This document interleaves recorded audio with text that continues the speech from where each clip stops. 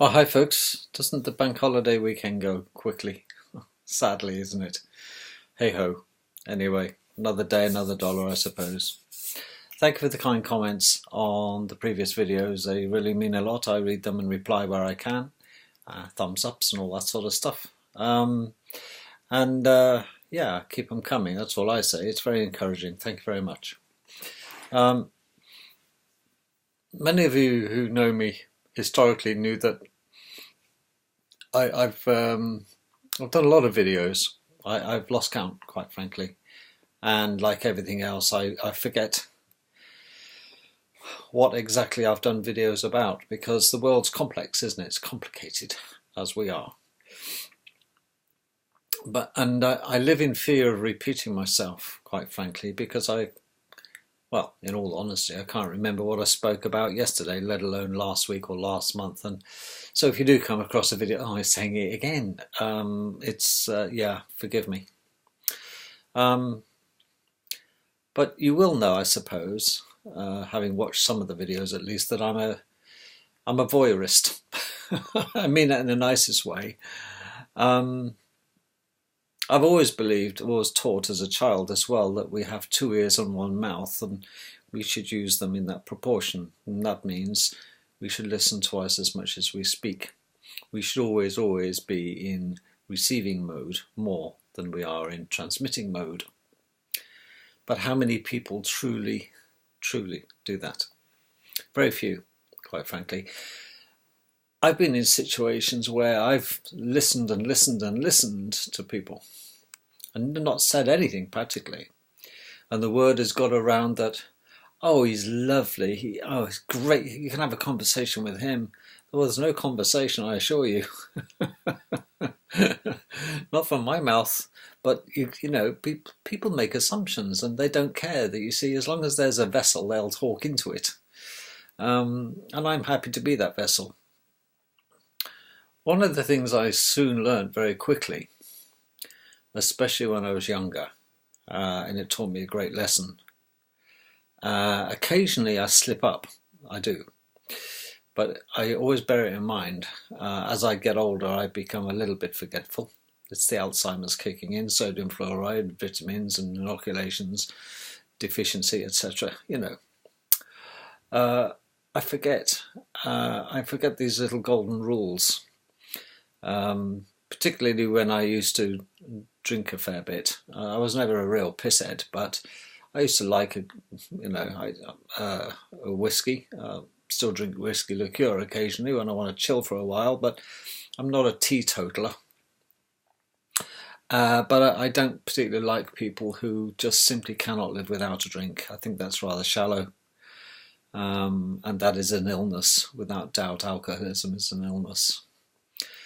But I soon recognize also that there are two types of there are two types of people. There are talkers and there are listeners. And you know, it's quite amusing when you find two listeners going out together because it's all very quiet. Oh, but God, don't you know it when you bump into two talkers?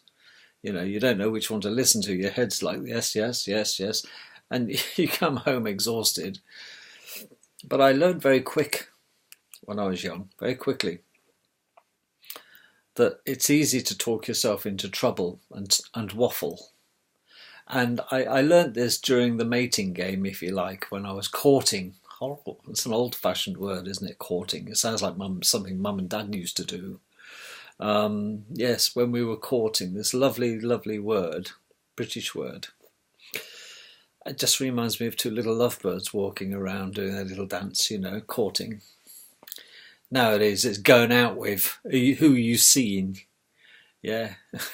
And various other expletives, you know, that come to mind, you know. Who are you shagging nowadays? You think, oh, for God's sake, you know, just turn it in, Mandy. If that's what it's all about, you see, and sadly now in society, it's all who is zooming who, isn't it, really? Let's leave it at that. And it's distasteful. It's devalued the whole thing about romance. Where is the romance nowadays? You know, speak to most florists, and it's very rare. The guy will only buy his girlfriend or wife flowers to say sorry. That's after he's beat the crap out of her, no doubt. You know, or if they have a baby, if he's really magnanimous, he might buy her some flowers. I often wonder why flowers do the trick. You know, she's been beaten up several times by the bastard, and she's still going out with him. And it's okay. He buys me flowers, Jenny. He loves me, Jenny. Till the next time, sweetheart. And it will be a bigger bunch of flowers on top of a coffin. You know. So yeah, I don't go for all this. I'm so sorry. Here's some flowers. They mean nothing, you see, because it's the thought behind them. And it means nothing, because if it truly was an apology and I'll never do it again, they're such liars, aren't they? Repeat offenders.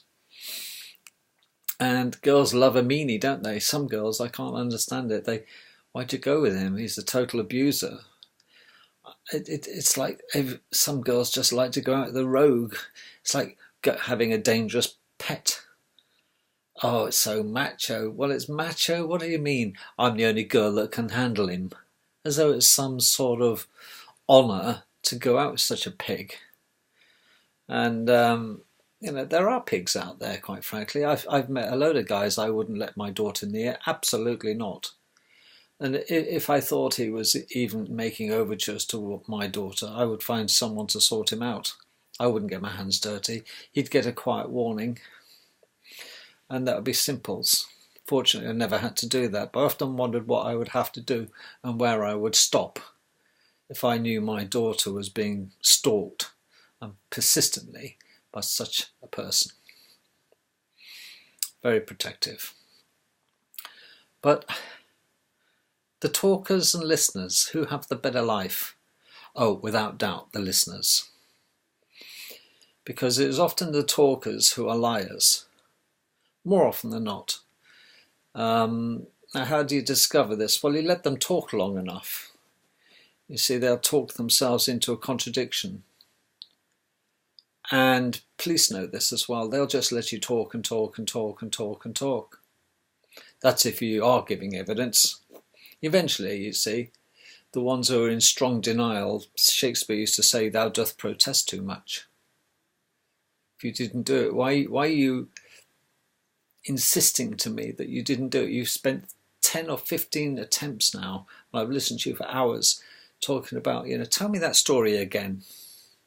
I didn't quite get it when you said that. Tell me that story again. Give me that explanation again. And they can't get the story right one after the other, can they? Because they slip up. And in the words of this wonderful woman, Judge Judy, which I watch with a passion, that woman is no fool. She's been around the block at times. She's had a few lies spoke to her, but she can get the truth out of a bloody brick. You know, the fact remains, if you have a good memory, okay, and if you tell the truth, you don't have to have a good memory. You simply cannot get the story wrong if you're telling the truth. But you need a bloody good memory to say a lie verbatim, without hesitation, one time after another, unless you're extremely skilled. And Bundy was like this Ted Bundy guy, wasn't he? He was a psychopath. And he could lie, and he would charm the angels from a tree if they're up there. Charm them from heaven. But I often go downtown, and I yes, in fear of being thumped, I do like eavesdropping on people's conversations. A trip downtown with my wife is a nightmare, quite frankly. I hate shopping, and I don't like browsing at clothes on rails, male or female clothes, thank you. And it's not my idea that, you know, I sit there and be a trotting little husband in attendance. I will just basically take residence in a local park as, you know, a common seating area, and just say, I don't care how long you're going to be, I'll be here when you come back, okay? So have a nice time shopping. And, you know, I'll just be quite happily sat there being a voyeur, or voyeurer.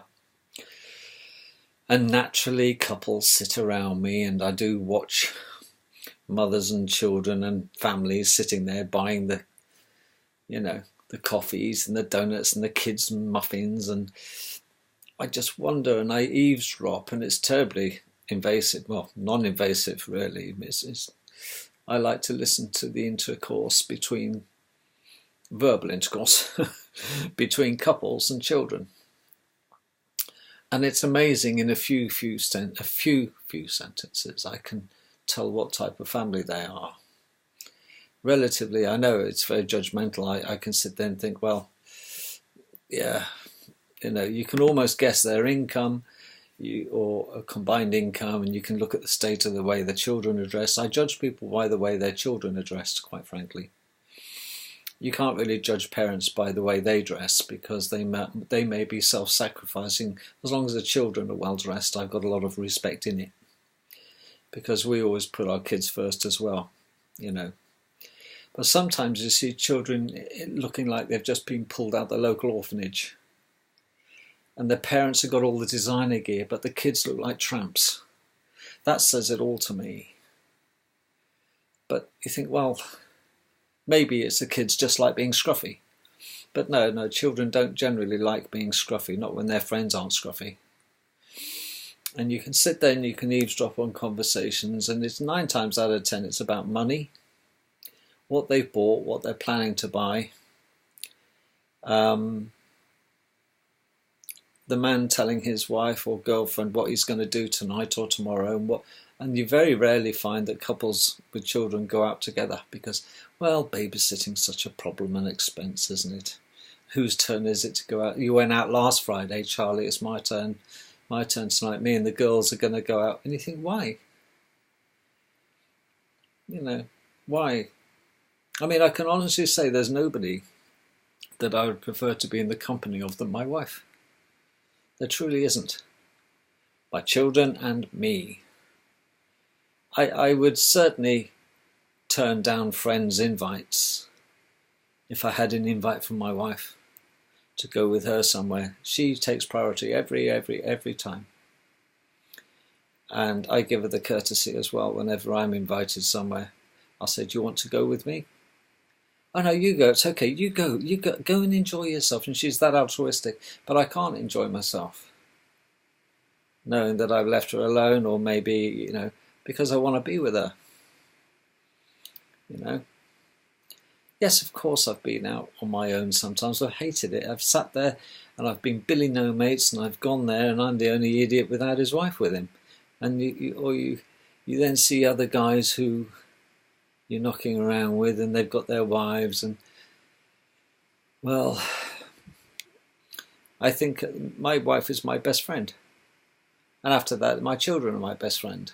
There's nobody I would rather spend time with than my wife and children, who are now adults. But when you listen to couples, they can't wait to get away from each other. It's a weekend together, it's a long bank holiday weekend, aren't they going to do things together? Oh no, all the kids have got their own plans. He's got his plans, she's got her plans. So much for the family, isn't it, really? It's quite okay, though. This is normal.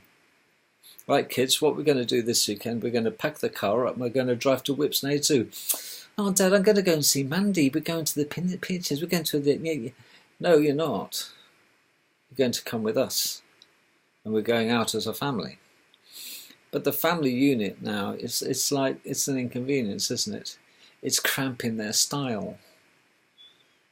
And there's no cohesion in families anymore. They all do their own thing. It's just like there's a nest, and they're all being brought up like starving little birds, being fed and being watered and looked after, and then all of a sudden, they leave the nest and it's totally deserted. But the parents are responsible. A lot of parents now go out leaving their kids at home. The kids never get a slightest bit of entertainment. You're going out again, Mum and Dad?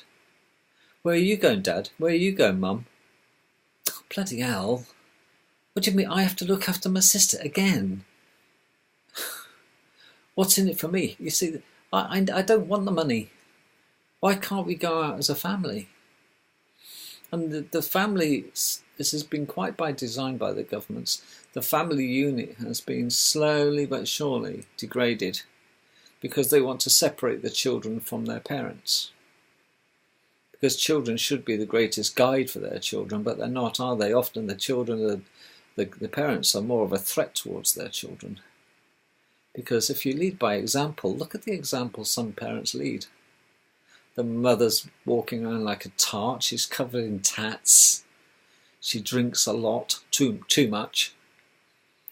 She shows no respect to her husband, he shows no respect to her. What a fine example. And it is often brought up in conversation whether you should have a license to have children. Well, I must confess that that's probably a bridge too far. But I'm not far off agreeing, looking at some of the parents I've met. The worst ones, of course, are the single mother types. No disrespect.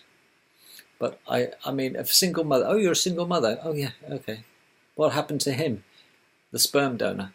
Oh, he didn't want to know the moment I found got pregnant. Okay, well, that's fair enough then. Okay, forget him. But then I said, where's the other kid? Who? Oh, yeah, that's. You'll find that a lot of single mothers have 3 or 4 children. There's no fathers around. There's a bit of a pattern forming here. Why is the question? Why? Some women actually do it quite deliberately because they don't want a man in their life. And that is a terribly selfish thing to do. I knew one of these. She had 4 children from 4 different fathers, none of which were paying maintenance, I might add. Most of them were one-night stands. She just simply went out to find a sperm donor. It was cheaper than getting artificial insemination, of course. She just wanted a kid. But she was at least honest about it. She wasn't hungry. She wanted nothing from the sperm donors, apart from the obvious. That was it, a one-night stand, and she deliberately got herself pregnant on every occasion. That was the story I heard, anyway. And she was a great mother to those children. But there are women like that who aren't great mothers, who try to use their pregnancy as a tool to entrap the unfortunate. Maybe she said that she was on the pill and she wasn't. But she knew it, as she thought that she could trap him. That's terribly unsound behaviour, isn't it, really? That's just simply not tennis, as they say. But all I can say, and I did lecture my son about such women, be careful. It is absolute minefield out there. And my biggest fear is that my son, who has this girlfriend, gets caught, gets ensnared. For Christ's sake, don't believe the implant game. Don't believe that she's on the pill. Brace, you got to do like locking a house up at night. You shut the windows, you shut the doors, you bolt and you lock and you double check. Don't take any girl's word for it that they're covered, folks, because if she is going to trap your son, she'll do it one way or the other. You see, and it's a worry. It's a continuous worry that if you've got a daughter like I have as well, I continually worry about this. I actually say to her, she's, adult. I hope you're using some form of protection. Oh yeah, she doesn't want to be pregnant any more than he wants to be a father. And she's not the mentality to want to trap him, because to be honest with you, convince a man against his will, he's of the same opinion still. If you trap a man by falling pregnant, he's never going to really trust you. He's never really going to like you for it, let alone love you. So, when I'm sitting around town listening to conversations within couples, even older couples, you can tell such a lot about their relationship. And it's usually the woman talking. Isn't that strange? They do say that the empty bottle makes the loudest noise when you blow down it. Oh, so true. So it pays to listen twice as much as you speak, because it shows it's a sign of intelligence. You're in receiving mode, and while you're talking, you can't learn. And those people who are incessantly talking, simply, I wonder how they ever learn. And I do have sympathy for the men in their lives thinking, do you ever get a chance to speak? Are you allowed to speak? Does she listen when you speak? Because most people don't actively listen. I catch my children out with this when they were younger even. I used to say, I'm going to stop there. What have I said in the last minute? And it's a big silence because they switch off. They might look like they're listening, but hey-ho, they're not. They're thinking about, I wish he'd shut his face. I wish he'd stop going on about it. What am I going to wear tonight when I go and see my girlfriend or boyfriend? This is what they're thinking. So it pays, ask them to recap what you just said in the last minute. You'll catch them out every time. It's a trick I tried on my wife a couple of times and it didn't work, because she has the ability to quote me back verbatim to such an extent I think she's got a recording device somewhere. But no, more often than not she's talking more than I am anyway, because I'm in receiving mode most of the time. Yes, I know my place. But listening to people, I think it was Desmond Morris wrote a book called People Watching. And I've done a video about this, and the last lot I deleted in anger. Because I'm a great people watcher, because how to learn. You've got to learn, haven't you, about social intercourse and interaction. I've never been a good mixer, really. Even at school, I was very insular. I went to the same school as, who's the guy? Shit, sorry, it's the brain fog with the fluoride and the chemtrails. It'll come to me in a minute. One of the famous pop stars with fuzzy hair, Leo Sayer. There we are, Leo Sayer. I went to the same school as he did. He was very often a bit of a weirdo. He was a loner at school, Leo Sayer. I quite liked his music. But he was not the sort of character at school. He was a loner, practically. He used to knock around at a few girls. That was about it. He was a very girly sort of, funny lad. Loner. He's got more money than I have. And I used to think, well, he was my claim to fame of knowing someone famous at the time. But what a strange lad. But he was evidently a great listener, because he would be surrounded by women. What more could the boy do? He knew he could dance. One of his songs. But yes, Leo Sayer. Quite a few people, famous people, went to the schools I went. More by luck than judgment, I think. But in essence, you've got to have a bloody good memory to be a good liar. And very few people have. So if ever you're in need of discovering the truth about a situation or a story, and you want to get to the truth, but the dirty little secrets, ask somebody to repeat the story again. And again. And ask them the next day, hey, I heard what you said last night, but you were saying about this, and this. Could you just go over that again? I'm trying to get my head around it. And they'll possibly give you a totally different story, or they will make a fluff of it. And now you know they're lying. They're embellishing it. They're gilding the lily. They're putting lipstick on the pig. It really is that simple. And this is why police are trained to interrogate. Interrogation isn't wringing the bejesus out of people. It's simply ask them a question and then shut up. You see, because most people are tuned to radio, what's in it for me, and we talk and we talk and we talk and we talk. The clever ones listen, because with listening you learn and you can analyse and catch people out. And having conversations with people should be one-way traffic. There's, the professionals say it's got to be two-way process. No, it hasn't. No, it hasn't. Not if it's going to be beneficial to me. Okay, because so many people I talk to, I don't want to educate. I want to interrogate. I want to see the cut of their jib, to see what their character truly is. If they come across as the big know and the big authority about something, I want to see if I can catch them out. It's a game. Life is a game. It's like a chessboard. Some players are more powerful than others. I want to separate the wheat from the chaff, the bullshit artists to the genuine people. But the most highly educated, clever people, do you know something? They are as quiet as mice.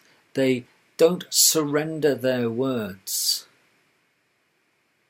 so easily as the fool, because words are so powerful.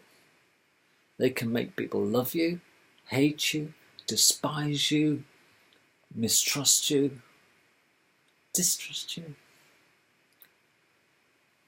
fall in love with you. They could start wars. They can end wars. You see, and we give them away so freely. They become valueless.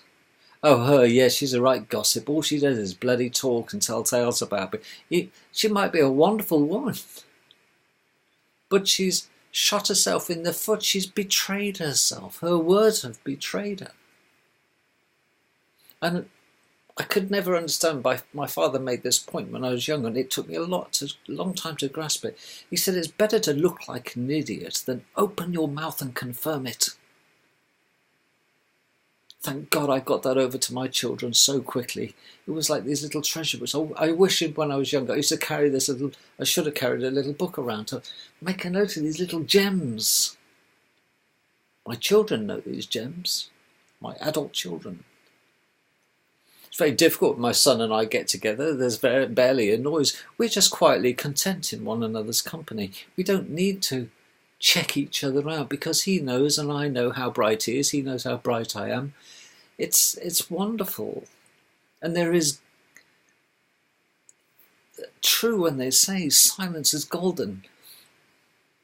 And you see couples often, some very successful couples, sitting there. They're in each other's company, and there's absolute silence. There's no radio, there's no TV. He's doing his thing and she's reading or doing her knitting. They are just content. I'm sure she has a lot to say, and I'm sure he could have a lot to say, but they don't. They're not bored with each other. Don't make that mistake. Maybe, but the chances are they probably know everything about one another and all their little peccadillos, and he farts in bed and she picks her nose, and they've been there, done it, got the t-shirt. Now they're content. You might often go to some restaurants where you see an old couple having a meal and they don't say a word between them. It's not that they don't love each other. They must love each other. They've been together that long, they're together. They're just content. He's not out to impress her and she's not out to impress him, because words, they don't impress me much. It's the action behind the words. As Winston Churchill said, much as I hate the man, jaw, jaw, not war, war. Very often people's actions betray the words they say. Do as I say, not do as I do, merchants. Have you met these people? I meet loads of them, the hypocrites. You'll often find children saying that to parents, oh, it's all right for you to do it, but when we do it, you say this and that and the other. One more word. You say one more word. And you've got to mean it. And you've got to knock it out of your children. Metaphorically. I've always found with punishing children, deprivation is worse than a good smack in the mouth. I remember hitting my children twice in my life, one each. Not at the same time, I hasten to add, but it was sufficiently painful for them never to forget it and never do it again. That's all. I didn't have to beat the 7 bells out of them. I wouldn't do it, it's not in my nature. And it hurt me to do it. And it's true what they say, it hurts me more than it hurts them. Because they've got over the pain, but I haven't got over the memory. That's the tough one. But I didn't make a habit of it, because if you get it, if it's like beating a dog every day, the dog soon gets used to it. You see, you cannot teach a pig to sing. For a start, it doesn't work. And the second thing is, it annoys the pig. Yes. Never try to teach a pig to sing. It's like saying, asking the children to say the truth to you all the time is, let's just say, you're being optimistic. Children are born liars. It's part of survival for some children with parents, because parents, sadly, children cannot pick their parents. Be interesting if you could, after 5 or 10 years, be asked by the officials, do you want to stay with your parents? Are they okay for you, or do you want to swap?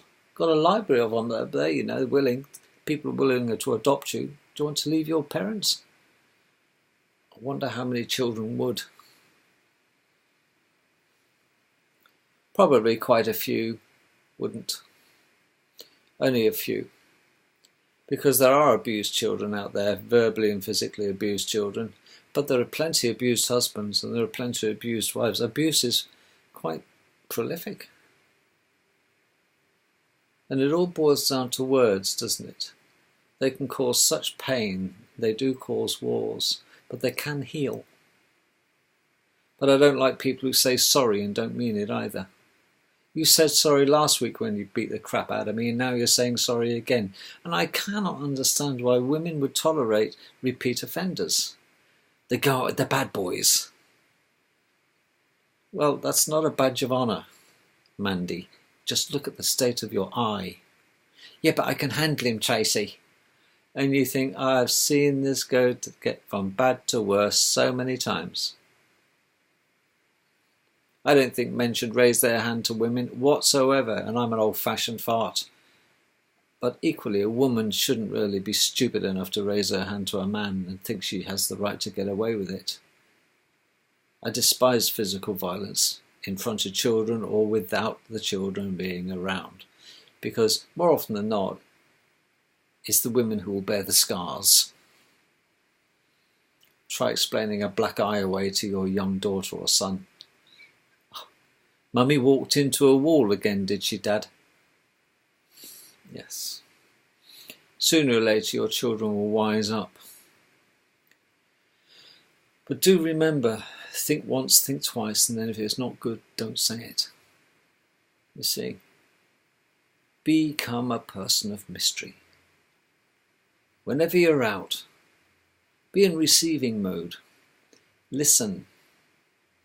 Because sadly, most people do hear, but they don't listen. We look, but we don't see. I could ask you, come on into my lounge. I'll make you a cup of tea back in 5. I'll come back, I'll take you out of my lounge.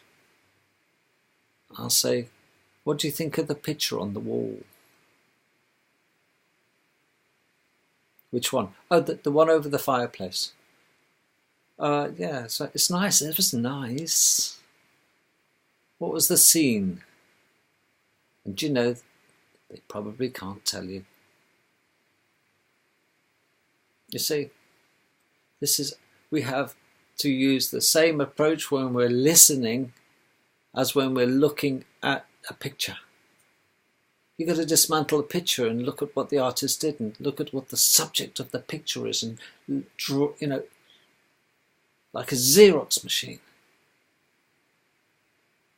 I can't be holier than thou about it. I've read pages of books, come to the end of the last couple of pages, and I can't remember what was on the last page I read.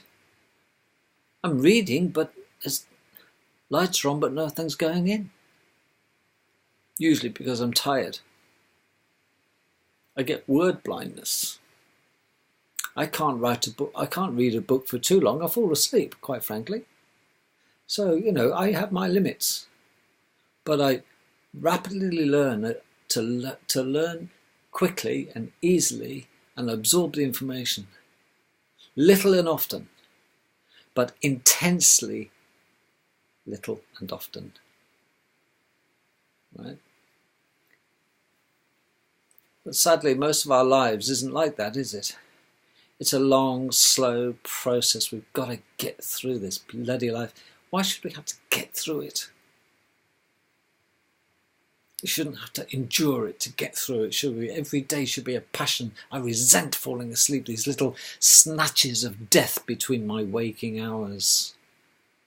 but I recognise my body needs them. But I don't like them because I don't learn a lot in my sleep. And it's like so many women, so little time. There is so much out there that I could look at and learn from. And I waste my time watching television? No, I don't. But I have done. But I don't now. If you've got a child who says they're bored, and you're getting fed up with that child who's saying they're bored, take the child by the hand. Take them for a walk. Go find something to do together. Because the child is just itching like a dry sponge to absorb some knowledge from you. And it'll be the best walk you have with your child. If you've got a teenager who doesn't speak to you, that's fine. Perhaps they're great listeners. Teenagers are very difficult, I know. You say, David, come out with me. Where are we going? You'll see when we get there. Just come out with me. I need your advice about a few things. And he'll think, he needs my advice for once. That means he's going to have to listen. And do you know what? You'll have a great day when you just keep asking David advice.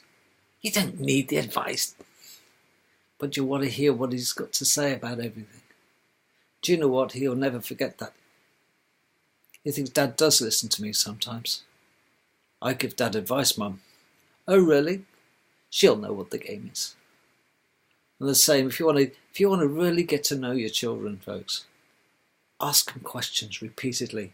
Ask them questions upon questions, because the answers you get may not be the same to the same question you pose. And then you know they're waffling. Then you know they're hiding something.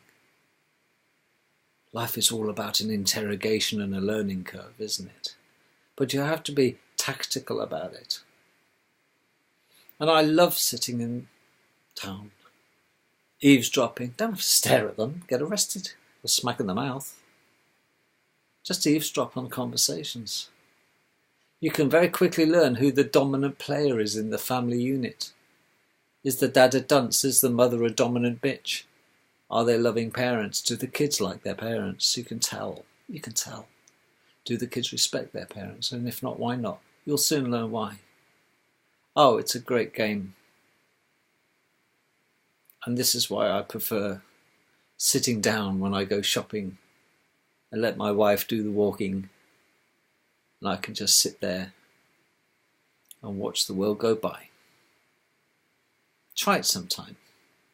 Learn to listen, because listeners learn more than talkers. Watch out for the quiet ones.